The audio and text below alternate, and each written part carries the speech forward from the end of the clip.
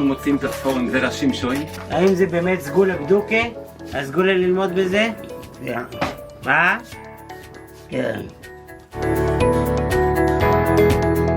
Erev Tov and good evening, everyone. We're in the Zera Shimshon on Parsha Naso. We're going to do Os Hey, section number 5, and a few words of context and background are in order.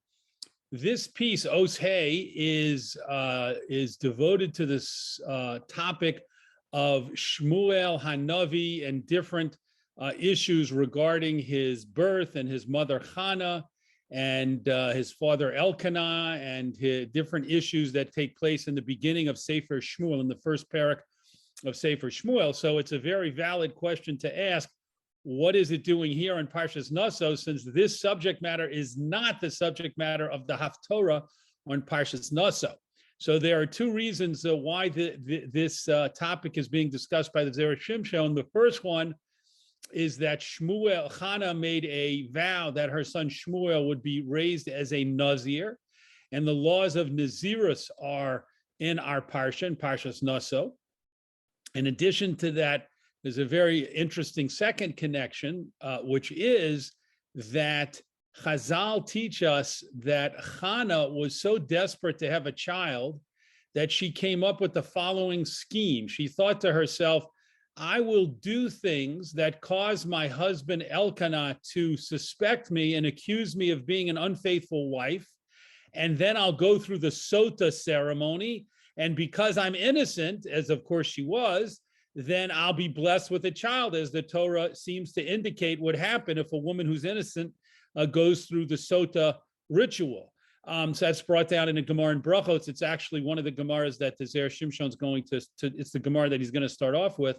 So that's another reason why the story of Chana and Elkanah and Shmuel's birth connect to our Parsha through the Nazirus connection and through the Sota connection, which is, of course, also a subject in Parshas Naso. Okay, let us begin. Perek Hey de Brachos, in the 5th parak of Maseches Brachos, Vayishchatu es hapar, and they slaughtered the ox. This is from, as we said, right from Perek Aleph of Sefer Shmuel Aleph, and it talks about the pasuk relates to the fact that after Chana gave birth to Shmuel, she kept him at home and took care of him and raised him until he was weaned, and then she brought him to the Mishkan, to Shiloh, to present him there, where he would then be raised and taken care of and live and live near the Mishkan under the tutelage of Eli HaKohen. And so it says that they slaughtered the ox that the family brought, that Chana brought, and then Chana presented. Then Shmuel, the boy, the child, was presented to Eli HaKohen. So the Gemara says about this, Amar Le. Eli said to him, to Shmuel, the boy, the very young boy, Meimar Shapir Kamart, what you said is correct. And we'll get back to what it is that Shmuel said that's correct in a moment. Mihu, however, Mora halacha bifnei rabcha, you taught a law in front of your Rebbe, meaning Eli HaKohen rebuked the very young Shmuel and said to him, you just said something that was correct. You said a correct halacha. However, you're teaching a law in front of me, Eli HaKohen, and that's a very serious violation of halacha. That's a very serious prohibition. You're not supposed to ever have the audacity to try and teach a halacha in front of a great Talmud Chacham and a great Rebbe, in this situation in front of Eli the Kohen Gadol. V'chol hamora halacha bifnei rabo, and everyone who teaches a law in front of his Rebbe, chayev misa, is obligated for the death, to receive death, to die, v'chule, etc. Ad kan. So let's talk about what's exactly going on here. What happened is that Chana Shmuel's mother brought animals to be sacrificed when she brought, along with bringing Shmuel to the Mishkan. And when it was time to slaughter the first of the animals, the first bull, they were looking around to find a Kohen. And Eli said, find a Kohen to slaughter the animal. So Shmuel, who was a very young child, piped up and said, you don't need a Kohen. Shchita, the slaughtering of an animal that's going to be brought as a korban, can be done by anybody. It's called kosher bizarre. It can be a kosher sacrifice of the animal, slaughtering of the animal, even with a non-Kohen. So you don't need a Kohen. You don't have to look and search for a Kohen to slaughter the animal. Anyone can slaughter the animal. So Eli said, according to the Gemara in Brachos, that the Zera Shimshon just quoted Eli Kohen said, that's correct. That's amazing. Yes, you little child, you little genius, you're right. The only problem is you just taught a halacha in front of your Rebbe, meaning himself, and therefore there's a serious consequence for that.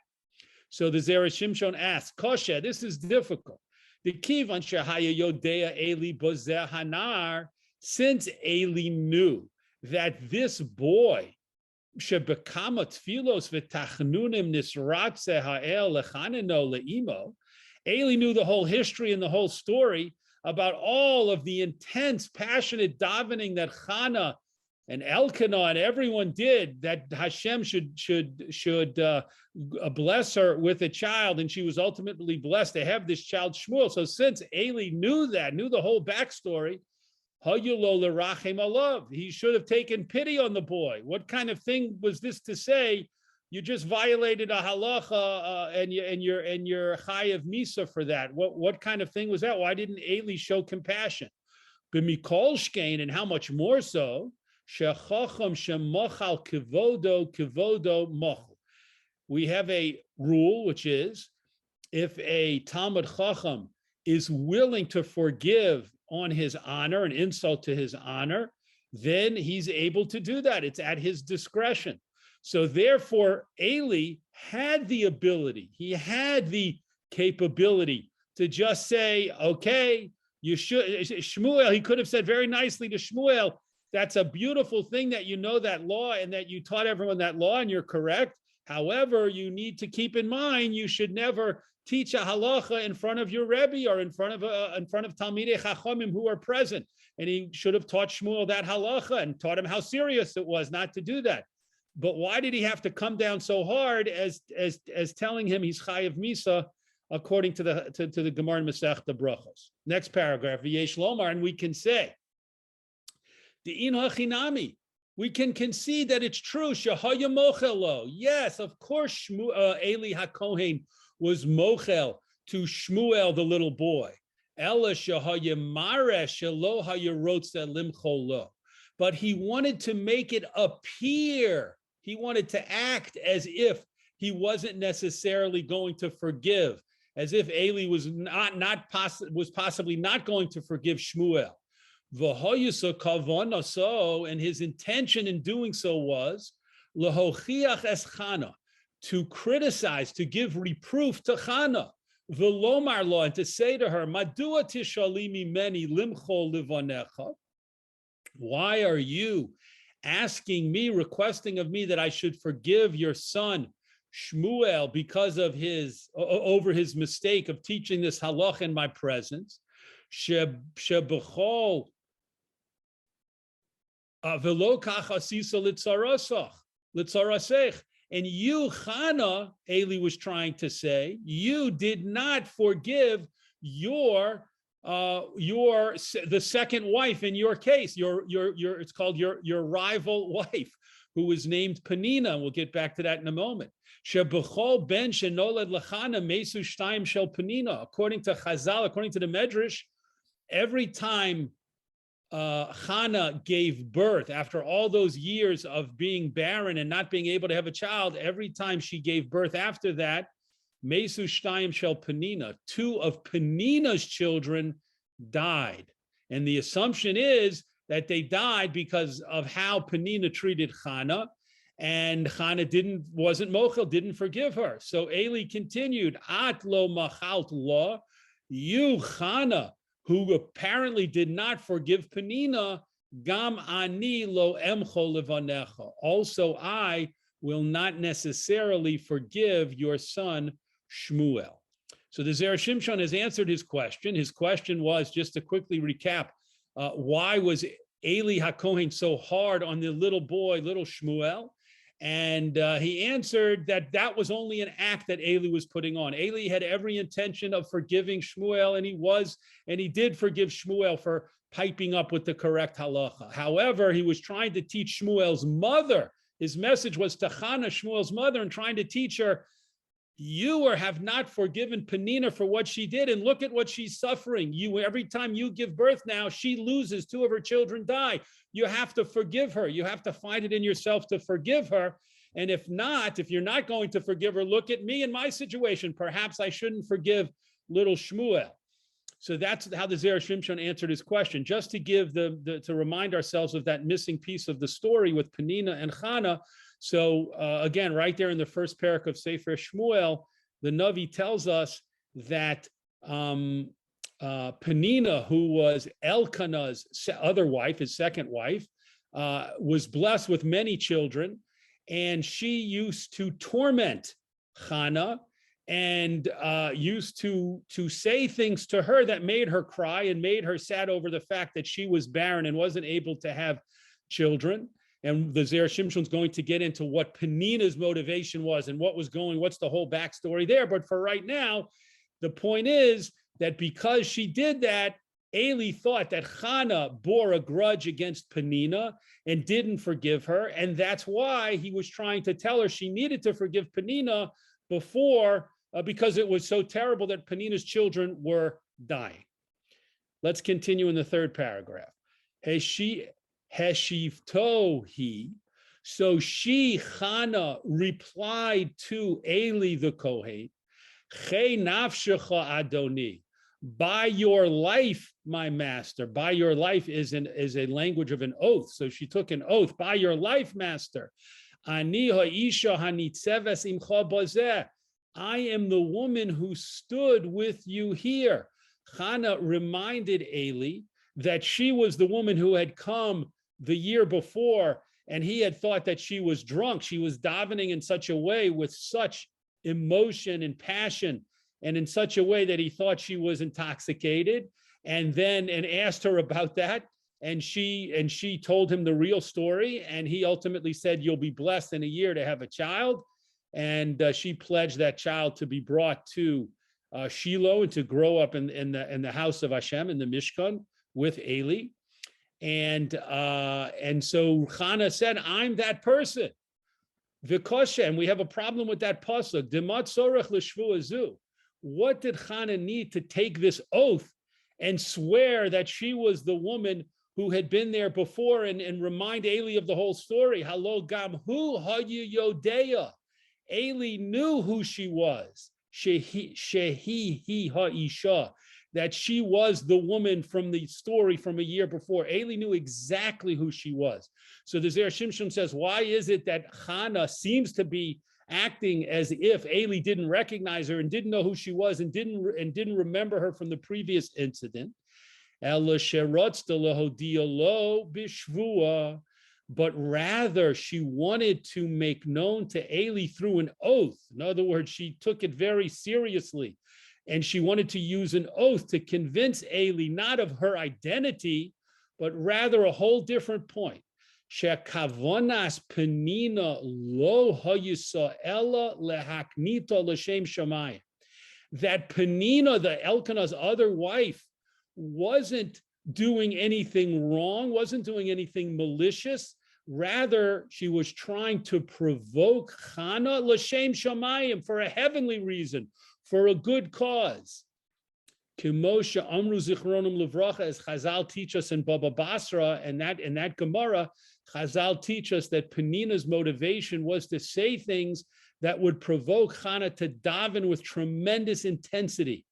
And because of that, that's why she said those things that appeared to be tormenting Chana. She wasn't, God forbid, tormenting Chana for no reason, or to make herself feel superior, or to put down Chana. The Chazal teach us that Penina was saying these things, these very hurtful things to Chana, to compel her to daven with incredible intensity to Hashem to have a child, and ultimately that was successful. So Chana wanted to make that known to Eli because it appeared that Eli thought that Penina did it maliciously and that therefore Chana wasn't forgiving her. And so Chana says, no, I know for a fact, and I'm taking an oath that Penina did not say her hurtful words to cause me pain. She did it l'shem shemaim. She did it to cause me to daven with more intensity. Ve'ein shayach kan mechila. And Chana said, there's nothing to forgive here. Lefisha ein kan chet, because there's no sin. Chana said to Eli, you think I haven't forgiven Penina?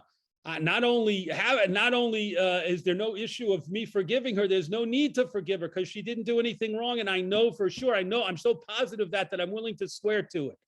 Ki ani ha'isha, because I am the woman who was here. V'chule, etc. Bozer ritzona lomar.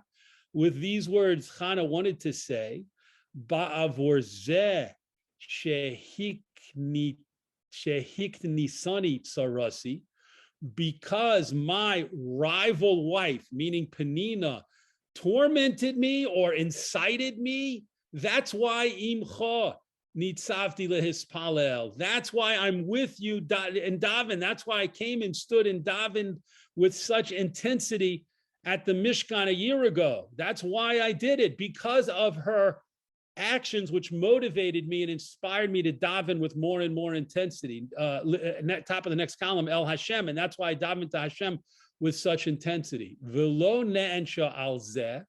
And Chana continued and said, Penina is not being punished on what she did and her words. Lefisha lo hoyali shum sina ima. I have no hatred for her. Why should she be punished? Why should Hashem punish Penina for the words she said to me? I didn't hate her. I knew her motivation was l'shem shemayim. Umashemesu lo habonim, and the fact that now her children, two of her children have died, and her children are dying each time I have a child. Heim kavshe derachmona. Those are secrets that only Hashem knows the reason for. That's not because I haven't forgiven her, and it's not because of any enmity I feel towards her. It's a mystery of Hashem why that's happening. Perhaps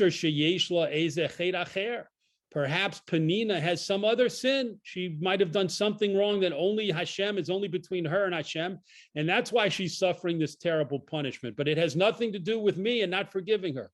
Inami, alternatively, Chana said, Efsher Shehem Yisur and Shalahava. Perhaps it's a type of suffering that comes from love, where we learned previously in the Zera Shimshon when he quoted Chazal about this.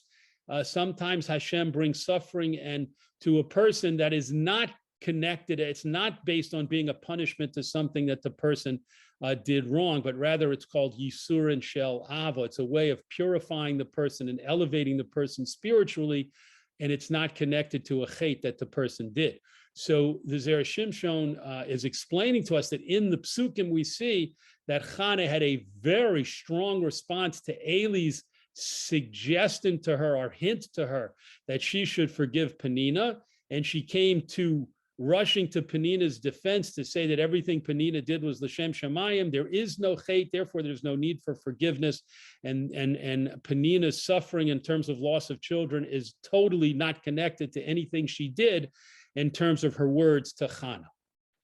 Continuing, ve'el hanar hazeh hispalalti, and in the pasuk it says, and for this lad I davened, shehayisi mitzapolo, because I was anticipating, I was hoping to have this particular child, not just any child, but this particular child, Shmuel, who grew up to be Shmuel Hanavi, Lekiyam Habaskol, to fulfill the heavenly voice, Shahayasa Machrezes, that was calling out Osid Lele Shmuel Hanavi, that Shmuel Hanavi, the neshama of Shmuel Hanavi, was going to come into the world and he was going to be born.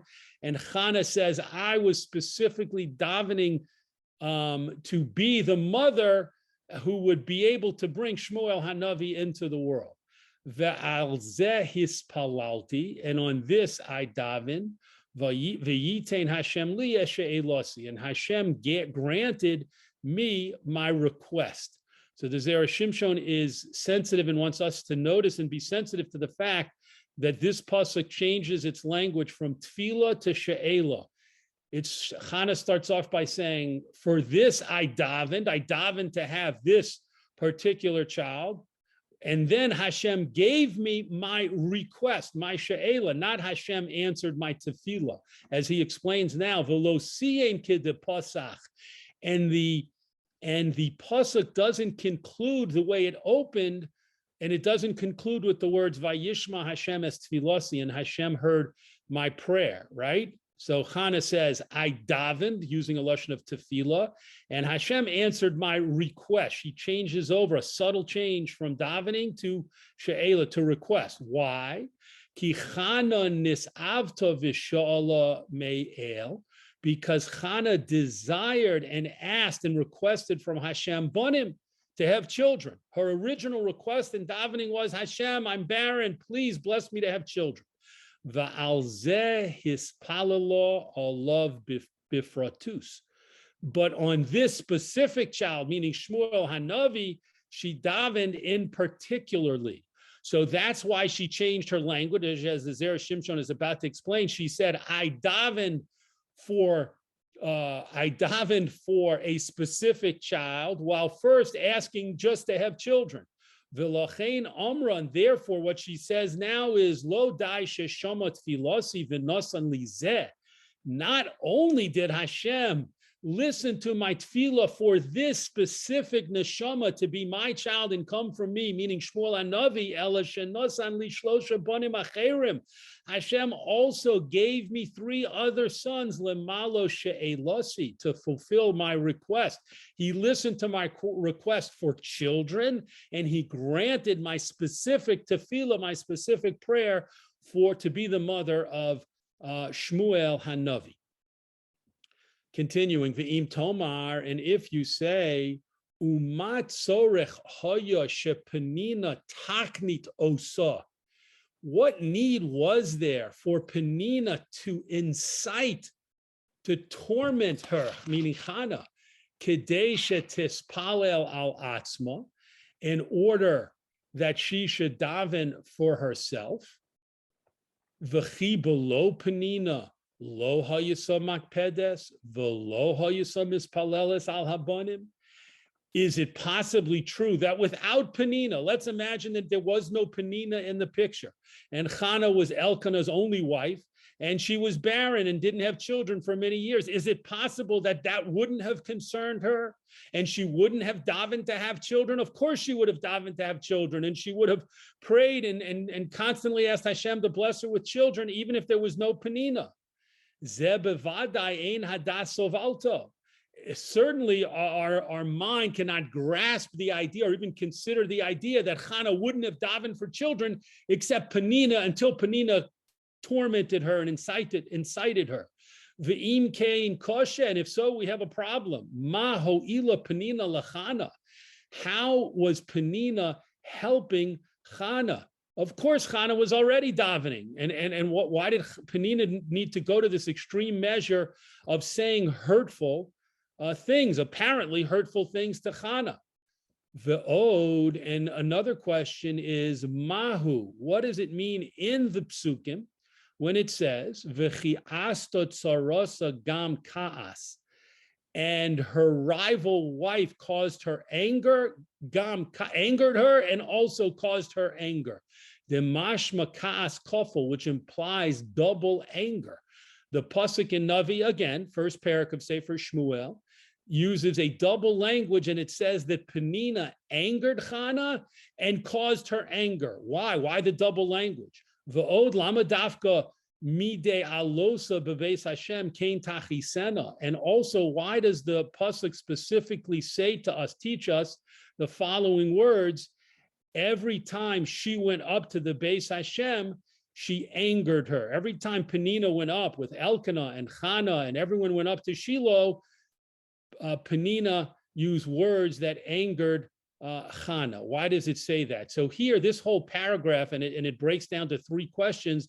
The Zera Shimshon is turning his focus to the actions of Penina, and he's asking why did Penina have to say tormenting her for words to Chana anyway? Chana was already going, of course, davening and going to continue davening. And also, why does the psukim seem to go out of their way to say how terrible Penina was? She didn't just anger Chana, she angered her doubly so. And not only that, every single time they went up to the Mishkan, she used that opportunity, so to speak, to say more hurtful words to Chana. So why is it that the psukim seem to indicate that Penina was really going overboard in her efforts here to torment and beleaguer Chana? Last paragraph in the second column, V'yesh lomar, and we can say Diamrin and Bibrachos Perak Hey. We say in the fifth parak of Masechta Brachos, Ein omdin lehispalel ela mitoch koved rosh. A person should not get up to daven except out of a serious mindset. When a person is ready to daven, they shouldn't just start davening. They should make sure they have the proper kavana and the proper seriousness and koved rosh, the proper respect for davening in their mind before they begin to daven. Uboy bi Gemara, and the Gemara asks a question on that statement. Mina hani mili. From where do we know? From where does the Mishnah know that a person shouldn't daven unless he feels the appropriate seriousness? The Omar Kra and the Gemara answer suggests an answer. Let's learn this from a pasuk about Chana.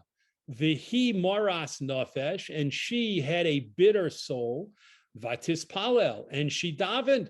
So the Gemara says, perhaps we learn this halacha of seriousness from Chana because she was truly bitter and as focused as she could be, as serious as she could be about her davening. Then the Gemara says, Vidilma shiny Chana. Perhaps Chana is a unique case. Perhaps we can't learn any general halachos for a universal halacha for everyone from Chana, Demorir liba tuva, because her heart was particularly bitter.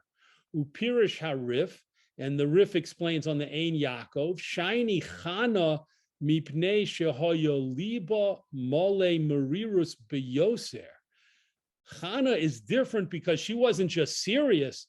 Her heart was full, excessively full of sadness and bitterness. Mishum hachi hitiru lo shehispalel kach. And therefore, she was allowed to daven that way. We can't use Chana, in other words, as a model in terms of the seriousness of her davening, because she took it way past seriousness and had tremendous bitterness in her davening, and she was allowed to daven that way because of her dire circumstances. Because it was impossible for Chana to daven out of a sense of simcha, of joy, when her personal situation, her personal circumstances were so painful. But what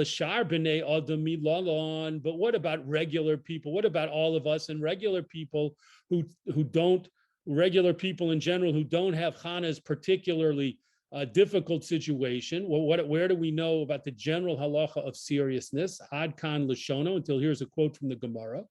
Umasik bi Gemara, and the Gemara later concludes Amar Kra, that we learn it from a pasuk in Tehillim, V'gilu bir'oda, which means, and they rejoiced with trembling. This is a very interesting, an important pasuk that the Zera Shimshon is going to now talk about further as he continues. But for our purposes now, the Gemara answers, what is the source that you need to daven with koved rosh, with seriousness? From a pasuk in Tehillim, V'gilu, they rejoiced, bira'ada, with trembling. So the Gemara connects rejoicing to davening, and so the Gemara learns where they were rejoicing, which is a reference to davening, with trembling, and trembling is a sign of seriousness in one's davening. Continuing, Ume'ata in hachinami shechana hayasam mis'ava lebanim. Now we can say that certainly Chana desperately wanted children. She desired children. However, since her husband Elkanah loved her so much, she was basically a happy person. She had a certain simcha in her heart because of the tremendous love and affection that her husband had for her and demonstrated to her. And even when she davened, she wouldn't necessarily daven and express the bitterness in her heart about not having children. Uchemosha Amar lo Elkanah. And this is exactly reflected in what Elkanah said to her. Halo anochi tov loch me'asara bonim. Aren't I good? Aren't I as good to you as having 10 sons? All the love and affection I show you, isn't that as good as being blessed with lots of children? So Elkanah's whole point was, be happy, be joyous over our relationship, our loving relationship, and don't be so bitter over the fact that we haven't been blessed with children. Mishum kach. So it was because of this ba'a Penina lahachisena l'shem shamayim that Penina came to anger Chana for a heavenly motivation. Kedei shetispalel b'merirus, in order that Chana would not daven kind of with a half feel, oh, I'm so happy with my husband, but I also want children. I'm so happy with my husband, but I also want, no. Penina wanted to force Chana to daven and truly express the bitterness in her heart and her deep desire for children. And through this, Penina wanted Chana's prayers to be heard. Omnam, however, since it's possible that even by doing these initial hurtful words, perhaps it wouldn't be effective. Just like in the beginning, Chana was not so careful to daven with tremendous focus for children, bishvil avas bala, because of the love that her husband had for her. So too, if Penina had only angered Chana a little bit, lo hayisakol kach mispalelis bekoved rosh, Chana would perhaps not have davened with the required level of seriousness. Lochein, therefore, hiknitasa harbe. Therefore, Penina tormented her a lot. In order to make her forget temporarily the love of her husband, and to daven appropriately. What means appropriately means to daven with this merirus lave, with this bitterness in her heart, this tremendous desperation and this tremendous emotion to request children in a way that she could only do if she got all of the positive feelings towards her husband out of her mind and just focused on her desire for children. V'zehu gam kas. And this is what the pasuk meant when it said that Penina angered her and also angered her. She angered her and then she angered her even more to force Chana to get into a mindset that Penina hoped would bring her tefillos to be answered. V'chihechi de lo tikshe de adaraba im tiya atzuvu maras nefesh ein tefillah kiraoi. And in order that we don't have the question of, wait a minute, just the opposite is going to happen, meaning this is not going to help at all, because if she's so sad and so bitter, then that's not an appropriate way to daven either. Dekai malon, because we hold in the Gemara Brachos that was quoted previously, ein omden lehispalel mitoch atzvus. A person should not daven from sadness. Yes, daven with seriousness, but don't daven from sadness or in a time of depression. Mishum hachi. Therefore, midei o alosa beis Hashem kein tichasena. Now the Zera Shimshon says that's the meaning of the third pasuk that talks about Penina angering Chana. Every time they went up to the Beis Hashem, which was on Yom Tov, was on the Chag, when they went up to the Mishkan, that's when Penina chose to say the hurtful words. Why? Mishum de amrin on Hasam, because we say over there, Ein omden lehispalel el mitoch simcha shel mitzvah. Just like you have to have seriousness when you daven, you also should daven out of a mindset of simcha shel mitzvah, happiness related to a mitzvah. And during the Chag, Chana in fact felt the simcha of a mitzvah. B'simchas haregel, it was the simcha of celebrating the holiday. U'b'makom kodesh, and the simcha of going to the holy place of the Mishkan. V'hoya eis ro'oi v'hogun. And this was the exact appropriate and fitting time, lachlos es penei Hashem, to daven and make requests from Hashem, umiskayim shapir kra, and the circumstances totally fulfilled the pasuk in Tehillim, divagilu bira'ada, they should rejoice with trembling Meaning, now we see the real meaning of that pasuk. Have simcha and have trembling. Have simcha shel mitzvah combined with koved rosh, with seriousness, and that's the ideal mindset for davening. And now we go back and really understand what Chana meant when she said to Eli, I'm the woman who was here before. I stood with you before. Meaning I'm the one who came before and davened in such a way of combining simcha with koved rosh, with intense seriousness, because Penina got me to that state. Penina kept pushing me, pushing my buttons until I got to the point of davening the completely right way with the totally right mindset and combining the gilu bira'ada, rejoicing with trembling, and that's how Chana explained to Eli how Penina got her to that point. V'al korchach lomar kain, and you have to say this, you have to offer this interpretation, or you have to accept this approach, because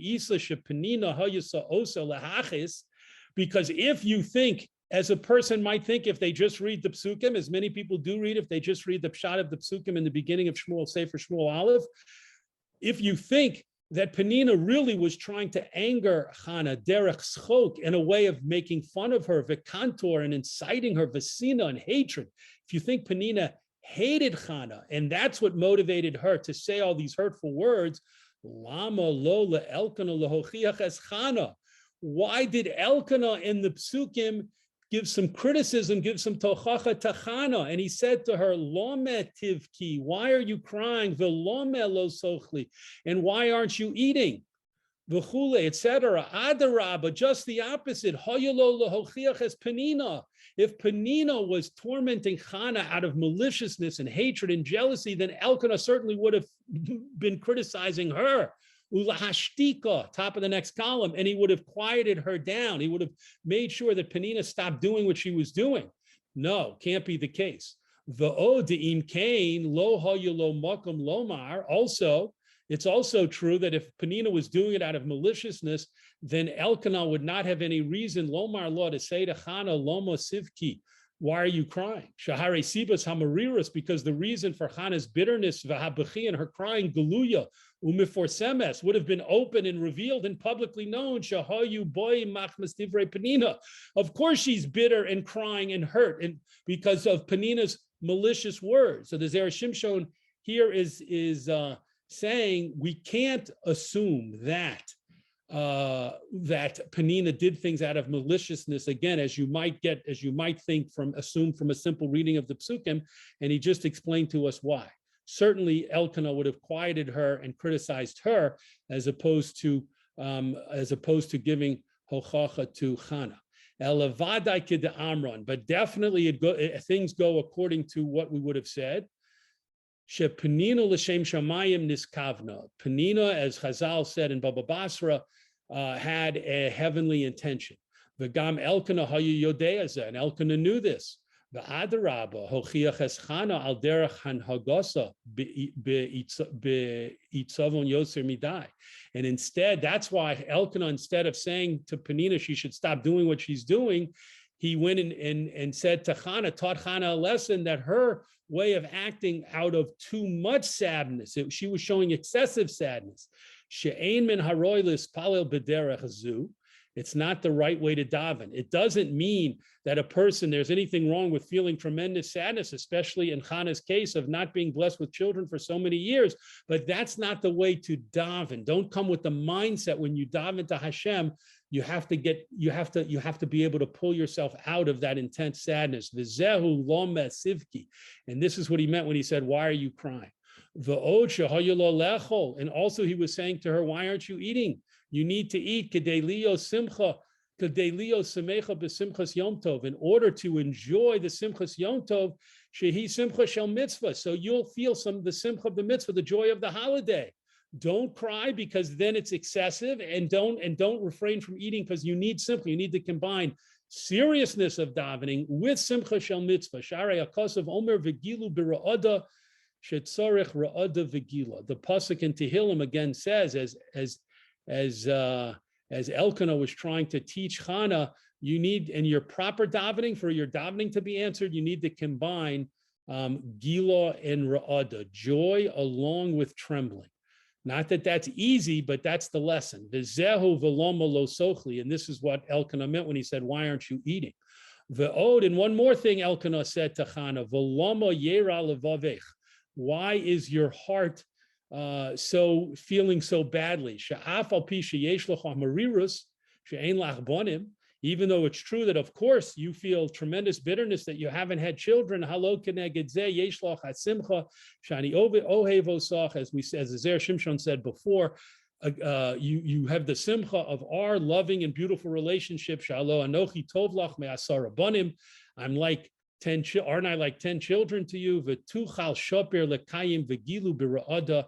And therefore, Elkanah said to Chana, you are able to get your thoughts focused and reach the exact appropriate mindset of a combination of simcha v'gilu b'ra'ada, rejoice with trembling, simcha and seriousness. V'tiyeh tefillah seich tefillah re'uya, and your prayer will be an appropriate prayer. The Zera Shimshon goes on to discuss a couple of interesting topics. He goes on the next, we're going to stop here, but just to let you know how he continues, he goes on to talk about focusing on Elkanah and discussing how was it appropriate, why was it appropriate for Elkanah to say words that seem a little bit inappropriate when he said, I love you so much, and isn't my love important to you like 10 sons? This is, he says, is not the kind of thing that a great religious figure and spiritual leader like Elkanah would normally talk in terms of bringing romance, apparently seeming to talk about romantic love and affection, that he would bring out that language. So the Zera Shimshon goes on to explain exactly what Elkanah meant and how he meant it and why it was appropriate and why we shouldn't be concerned or wonder why he used that type of apparently kind of a romantic language. And then after that, he circles all the way back to Penina, who he just was at such pains to defend. And he points out and says, Penina, in fact, did suffer punishments by losing her children. And he tries to explain how even though her motivation was justified in what she did, she went too far in the words that she used and of torment towards Chana. Yasher koch to everyone for joining us tonight. God willing, a little later this week, we will do a session on Parshas Bahaloscha.